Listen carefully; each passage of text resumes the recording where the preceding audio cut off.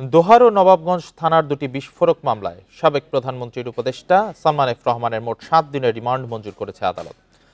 সকালে সালমান এফ রহমানকে ঢাকার চিফ জুডিশিয়াল ম্যাজিস্ট্রেটের আদালতে নেওয়া হলে পুলিশের আবেদনের প্রেক্ষিতে এ আদেশ দেন আদালত। এর মধ্যে দোহার থানার মামলায় 3 এবং নবাবগঞ্জ থানার মামলায় 4 দিনের রিমান্ড মঞ্জুর করা হয়।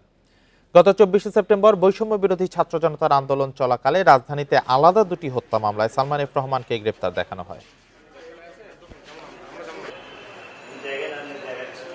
প্রত্যক্ষ সহযোগিতা এবং অর্থে এই ধরনের আন্দোলনের বিরুদ্ধে যে ঘটনাগুলো ঘটেছে, গুলিবিদ্ধ বিষয়টা আসছে আদালতের সামনে।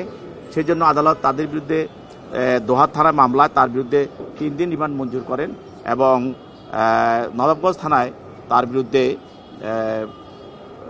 4 দিনের রিমান্ড মঞ্জুর করেন। নিয়মিত ওষুধ সেবন করছেন, তারপরেও তাকে হয়রানি করার জন্য এইভাবে রিমান্ড প্রদান করা হচ্ছে। এর একটাই কারণ যে উনি ওই এলাকার সাবেক সংসদ সদস্য ছিলেন। সামাজিকভাবে ওখানে এলাকায় হেয় প্রতিপন্ন করার জন্য এই রিমান্ড মঞ্জুর করা হয়েছে বলে আমরা মনে করি। এটা আমরা আদালতকে বলেছি।